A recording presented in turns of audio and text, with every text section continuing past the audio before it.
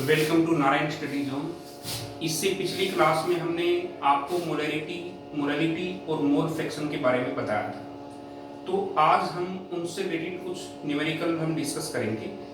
वैसे तो इस टाइप के न्यूमेरिकल आप 11th क्लास में भी कर चुके हो, लेकिन ये एक तरीके से बाकी न्यूमेरिकल में बेसिक्स का काम करेंगे आपके लिए, तो आपको इनको आना बेहद जरूरी है। तो देखो, मैं यहाँ पे आपको थोड़ा सिंप्लीफाई कर देता हूँ इनको, तो उसमें कुछ फॉर्मूले जो हमने डायरेक्ट डिस्कस नहीं किए थे वो भी आ जाएंगे। तो कुछ एक न्यूमेरिकल जो आपको देखो, यहाँ पे दो न्यूमेरिकल आपको दिखाई दे रहे हैं। जो फर्स्ट न्यूमेरिकल है इसमें हम परसेंटेज बाय मास का फॉर्मूला यूज करेंगे। सेकेंड वाला न्यूमेरिकल वो है, इस टाइप का हमने एक इनडायरेक्टली कुछ हद तक सोल्व भी किया था, लेकिन यहाँ पे मैं थोड़ा इनको सिंप्लीफाई कर देता हूँ। तो इनको मैं थोड़ा सिंप्लीफाई करके आपको दिखाऊंगा, ताकि आप बाकी कैलकुलेशन आप कॉपी पेन का यूज करके खुद भी कर सकते हैं। अगर हम पूरी कैलकुलेशन करेंगे तो यहाँ पे वीडियो बहुत लंबा हो जाएगा, ठीक है। तो हम यहाँ पे कोशिश करते हैं, आपको ध्यान से देखना है। देखो, अभी देखो इस न्यूमेरिकल को हम डिस्कस करेंगे। फर्स्ट न्यूमेरिकल को यहाँ पे आपने देखा, calculate the mole fraction of ethylene glycol in A solution containing 20% of C2H6O2 means ethylene glycol by mass. देखो, ये अब आपको पता है कि मोल फ्रैक्शन आपको निकालनी है इथाइलिन ग्लाइकोल की। अब मोल फ्रैक्शन का फॉर्मूला क्या होता है, सपोज करो यहां पे mole fraction of ethylene glycol, हम यहां पे इथाइलिन ग्लाइकोल की बात करेंगे। तो number of moles of ethylene glycol upon number of moles of ethylene glycol plus number of moles of water. देखो, इसका सॉल्यूशन हम वाटर में लेंगे, ठीक है। यहां पे क्या है, Na हम लिखेंगे number of moles of C2H6O2 means ethylene glycol, ठीक है। अब देखो, आपको यहां पहले गिवन क्या है, 20% ऑफ C2H6O2 बाय मास। देखो, अब यहां पे इसके नंबर ऑफ मोल आप कैसे निकालेंगे, पहले हम यहां पे ये क्लियर कर लेते हैं। देखो, 20% ऑफ C2H6O2 ये बाय मास गिवन है आपको, बाय मास, ठीक है। इसका मीनिंग ये हुआ 20 ग्राम प्लस 80 ग्राम, क्योंकि हमें परसेंटेज में गिवन ना। 20 ग्राम तो आपका हो गया C2H6O2 और 80 ग्राम क्या हो गया आपका, वाटर। तो ये सॉल्यूशन आपका देखो, यहाँ पे ये सॉल्वेंट का काम देखो, ये तो आपका सोल्यूट हो गया, ये आपका सोल्यूट हो गया यहाँ पे, और ये आपका यहाँ पे सोलवेंट हो गया, ये सोलवेंट हो गया, ठीक है। तो देखो, इसको हमने एक तरीके से A से डिनोट किया है, इसको हमने B से डिनोट किया है, ठीक है। तो अब देखो, आप यहाँ पे, क्योंकि यहाँ पे डायरेक्ट आपको सोलवेंट का ग्राम गिवन नहीं था, वो हमें डायरेक्टली ये सब लिखा हुआ था 20% ऑफ C2H6O2 बाय मास। तो जहां भी परसेंटेज बाय मास का केस आए, वहां पे आपको इस तरीके से निकाल लेना है। जैसे 20% ऑफ C2H6O2 बाय मास, इसका मतलब है 20 ग्राम तो आपको लेना है इथाइलिन ग्लाइकोल, और जो बाकी 80 ग्राम बचा हुआ है 100 में से, वो आपका वाटर रह जाएगा। तो उसको आप ऐसे निकाल सकते हैं। और आप ये जानते ही हैं नंबर ऑफ मोल कैसे निकालते हैं। नंबर ऑफ मोल आप निकालते हैं given mass upon molar mass, given mass upon molar mass. अब हम देखो इसी का यूज करेंगे। अब हम देखो number of moles of the solute निकालेंगे, मतलब Na हम निकालेंगे, number of moles of solute. तो आप देखो, गिवन मास इसका कितना है, 20 ग्राम अपॉन, अब देखो C2H6 O2, इसका मोलर मास निकाल लो। C2 का मतलब हो गया यहाँ पे 24 प्लस यहाँ पे 6 प्लस यहाँ पे 32, तो आप इनको ऐड कर सकते हो। ये आ गया 62 ग्राम पर मोल। ठीक है, ये 62 ग्राम पर मोल आ गया आपका। अब यहाँ पे देखो हम लिखेंगे इसको, इसके नंबर ऑफ मोल अलग से ही निकाल लो। तो Na यहाँ पे क्या निकल आएगा आपका 20 ग्राम अपॉन 62 ग्राम, और मोल ऊपर चला जाएगा। देखो मैंने ये पिछली क्लास में भी बताया था, ग्राम से ग्राम कैंसिल हो जाएगा। ये आपका आ गया 20/62 मोल। ठीक है, इसको हम ऐसे ही लिख लेंगे पहले। अब आपको ऐसे ही चाहिए number of mole of this solvent, तो उसके हम कैसे निकालेंगे एनबी। एनबी देखो आप कैसे निकालेंगे, given mass upon molar mass. तो आप यहाँ पे 80 ग्राम, ये तो गिवन मास हो गया। अब इसका मोलर मास जैसे वाटर का ऐसे ही निकालेंगे H2, तो इसमें क्या हो गया 2 + 16, तो ये 18 ग्राम पर मोल, ये आपका यही आ गया। ठीक है, तो यहाँ पे भी हम लिखेंगे इसके नीचे ऐसे ही 18 ग्राम नीचे आ जाएगा और मोल ऊपर चला जाएगा। ठीक है, क्योंकि 18 ग्राम अपॉन मोल लिखेंगे तो ये ऊपर चला जाएगा, ग्राम से ग्राम कैंसिल, तो ये आपका हो गया 80/18 मोल। अब देखो आपके पास Na भी आ चुका है और Nb भी आ चुका है। तो Na तो आपके पास आ चुका है ये, और Nb ये आ चुका है। तो आपका देखो फॉर्मूला क्या होगा, अब इस फॉर्मूले में पुट कर दोगे आप। ठीक है ना, तो यहाँ पे देखो हमें क्या निकालना है, हमें ये निकालना है mole fraction. Mole fraction of, आपको देखो calculate the mole fraction of ethylene glycol means mole fraction of solute, आपको ये निकालना है। तो मोल फ्रैक्शन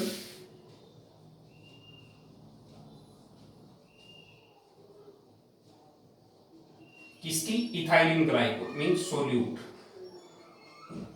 आपका क्या निकलेगा, ये number of moles of solute, वो हमारी वैल्यू यहाँ पे क्या आई है 20/62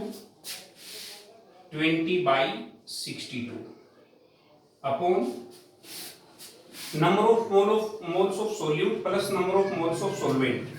अब यहाँ पे नीचे 20/62 प्लस आप लिखेंगे 80/18, यह आपका यहां पे आ गया मोल फ्रैक्शन।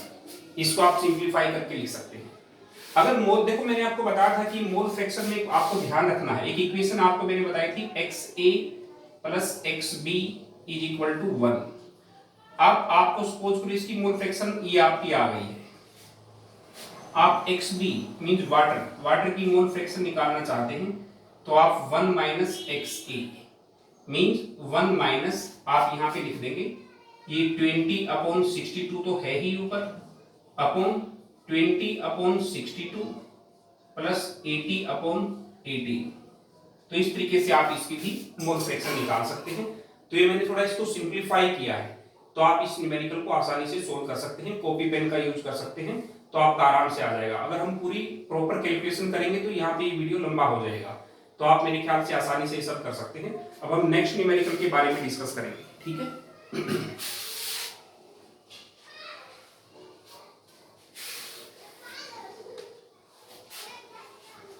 नेक्स्ट न्यूमेरिकल वैसे तो आपके लिए बेहद आसान है, जिन्होंने 11th में अगर थोड़ी सी भी प्रैक्टिस की थी मोलरिटी की, तो उसी के ऊपर बेस्ड है। देखो इसका कुछ पार्ट हमने पिछले लेक्चर में भी कुछ हद तक मैंने आपको सिखाया था, calculate the molarity of A solution containing 5 gram of sodium hydroxide in 450 ml of solution. सबसे पहले देखो इसको हम सोल्व करेंगे। अब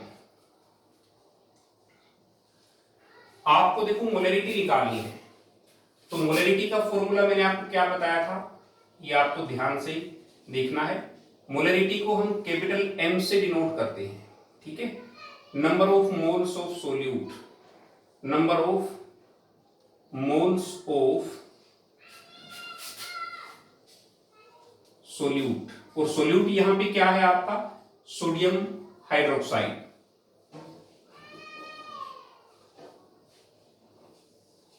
volume of the solution in litre, volume of solution in litre, ये आपको ध्यान रखना है। देखो अब आपको पहले number of moles of solute निकालने हैं और आपके पास सोल्यूट क्या है, 5 ग्राम सोडियम हाइड्रोक्साइड। अब यहां पे number of moles of solute निकालेंगे, number of moles of solute, ये आप यहां से निकाल सकते हैं। गिवन मास आपका रहेगा 5 ग्राम, ये मैंने पिछले लेक्चर में भी इसको अपलोड किया था। तो सोडियम हाइड्रोक्साइड का आपने कितना निकाला था, यहां पे देखो सोडियम के लिए 23 प्लस 16 प्लस 1, ये आया था 40 ग्राम पर मोल। ठीक है, तो यहाँ पे 40 ग्राम हम नीचे लिखेंगे और मोल ऊपर चला जाएगा। ठीक है, तो ये ग्राम से ग्राम कैंसिल हो गया आपका, तो ये number of moles of solute आ गया। अब हम जो यहाँ पे आपको सोल्यूशन गिवन है 450 ml, 450 ml को लीटर में कन्वर्ट कर दो। 450 ml गिवन है, आपको इसको लीटर में कन्वर्ट करना है। अब देखो 1 litre is equal to 1000 ml होता है। ठीक है, तो इसका मतलब ये हुआ 1 लीटर को आप 1000 ml से अगर डिवाइड करेंगे तो भी 1 आएगा, और 1000 ml को अगर आप 1 लीटर से डिवाइड करेंगे तो भी 1 आएगा। अब हमें ml को कैंसिल करना है, तो हमें या तो इस फैक्टर से मल्टीप्लाई करें। अब देखो इससे करेंगे तो ml कैंसिल हो जाएगा, फिर हमें लीटर में मिल जाएगा। This implies 450 ml into 1 litre upon, ये मैं पूरे स्टेप इसलिए लिख रहा हूं, कुछ बच्चों को इसमें प्रॉब्लम होती है, तो मैं यहां पे थोड़ा इसको एक्सप्लेन कर देता हूं। तो ml से ml कैंसिल, तो यहां पे क्या आ गया 450 अपॉन 1000 लीटर, ये आपका। अब देखो फॉर्मूले के अकॉर्डिंग आप पुट कर सकते हैं, नंबर ऑफ मोल्स आपके निकल चुके हैं, लीटर में आ चुका है। This implies molarity capital M is equal to 5 upon 40 mole upon, ये हम लिख देंगे यहां पे 450 अपॉन 1000 लीटर। ठीक है, इसको आप सोल्व कर ही सकते हैं, ये आसान है बिल्कुल। तो ये मोल पर लीटर में आ जाएगा 5 अपॉन 40, आप इस वैसे लिखेंगे जैसे यहाँ पे 5 अपॉन 40 इंटू 1000 अपॉन 450, तो ये रिवर्स हो जाएगा। तो इसको आप आसानी से यहां से कैंसिल भी कर सकते हो। ठीक है, तो ये, तो इसको आप थोड़ा सोल्व कर सकते हैं, ये मोल पर लीटर आ जाएगा। ठीक है, तो इस तरीके से आप ये न्यूमेरिकल सोल्व कर सकते हैं।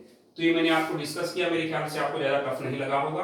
तो न्यूमेरिकल हम ये 2 ही ट्राई करेंगे, मोलैरिटी वाला न्यूमेरिकल भी है कि यहाँ पे आपको सोल्ड एग्जांपल मिलेगा, वो भी आपको ट्राई कर लेना है। ठीक है, तो अब मैं थोड़ा सा इससे आगे बता देता हूं आपको। ठीक है, देखो solubility of A solid in a liquid. अब हम बात करेंगे थोड़ा से 2-4 पॉइंट में इसके बारे में एक्सप्लेन कर देता हूं कि हम सोल्युबिलिटी, देखो सॉलिड सोल्यूट लेते हैं और लिक्विड सॉल्वेंट लेते हैं, तो सोल्युबिलिटी को हम कैसे डिफाइन करते हैं ये आपको थोड़ा ध्यान से सुनना है, क्योंकि हेनरीज लॉ तक पहुंचने से पहले हमें ये कंसेप्ट थोड़ा सा इसकी इंट्रोडक्शन हमें जान लेनी है। हेनरीज लॉ में हम एक्चुअली गैसेज को लिक्विड में मिक्स करना सीखेंगे वहां पे, कि गैसेज लिक्विड में कैसे मिक्स होती हैं, तो वो कैसे उसके अंदर लिक्विड सॉल्यूशन के अंदर एंटर कर जाती हैं अगर हम प्रेशर का यूज करते हैं। लेकिन यहाँ पे हमारा हेडिंग है solubility of A solid in a liquid, हम ये बात यहाँ पे पहले करेंगे। देखो सबसे पहले मैंने लिखा है लाइक डिसॉल्व्स लाइक। अगर हम एक्सपेरिमेंटल ऑब्जर्वेशन से देखते हैं तो हमें पता चलता है कि ऐसा नहीं कि हम किसी भी सॉलिड को किसी भी लिक्विड में जब चाहे उसको मिक्स कर सकते हैं। कोई भी सॉलिड ऐसा नहीं कि हर लिक्विड में वो डिसॉल्व हो जाएगा, ऐसा जरूरी नहीं है। हम जब एक्सपेरिमेंटल रिजल्ट देखते हैं बार बार, तो कुछ एक लिक्विड के अंदर ही आप कुछ एक सॉलिड को आप डिसॉल्व कर सकते हो आसानी से। जैसे अगर कोई आप शुगर लेते हो या फिर सोडियम क्लोराइड लेते हो, अगर आप उसको वाटर में मिक्स करना चाहते हो, उसमें डिजोल्व करना चाहते हो, तो सोडियम क्लोराइड और आपका शुगर वाटर के अंदर आसानी से डिजोल्व हो जाएगा। लेकिन अगर वाटर के अंदर आप एंथ्रासीन या फिर नेफ्थलीन मिक्स करना चाहते हो, डिजोल्व करना चाहते हो, वो नहीं होगा। इसका उल्टा हम देखते हैं, अगर बेंजीन के अंदर आप चाहोगे कि शुगर और सोडियम क्लोराइड मिक्स हो जाएं, तो वो नहीं होंगे। अब यहां पे देखो लिखा हुआ है सोडियम क्लोराइड और शुगर तो आसानी से वाटर के अंदर डिजोल्व हो जाते हैं, ऐसे ही नेफ्थलीन और एंथ्रासीन ये बेंजीन के अंदर डिजोल्व हो जाते हैं। तो यहाँ पे लाइक डिजोल्व्स लाइक का मतलब ये होता है जिनकी इंटरनल कंपोजिशन आपस में मैच करती है, या इंटरमोलिकुलर फोर्सेज ऑफ अट्रैक्शन या इंटरमोलिकुलर कंपोजिशन जिनकी मैच करेगी, वो उसी के अंदर उसी टाइप के सॉल्यूशन के सॉल्वेंट के अंदर ही मिक्स होगा। इसका मतलब होता है जैसे पोलर सॉल्वेंट जो होते हैं उनके अंदर पोलर सोल्यूट ही आराम से मिक्स हो जाएगा, जो नॉन पोलर सॉल्वेंट होते हैं उनके अंदर नॉन पोलर सोल्यूट ही आराम से मिक्स होगा। पोलर का मतलब है जिनके अंदर पोलैरिटी बनी हो, मतलब पॉजिटिव और नेगेटिव चार्ज के सेंटर अलग अलग हों।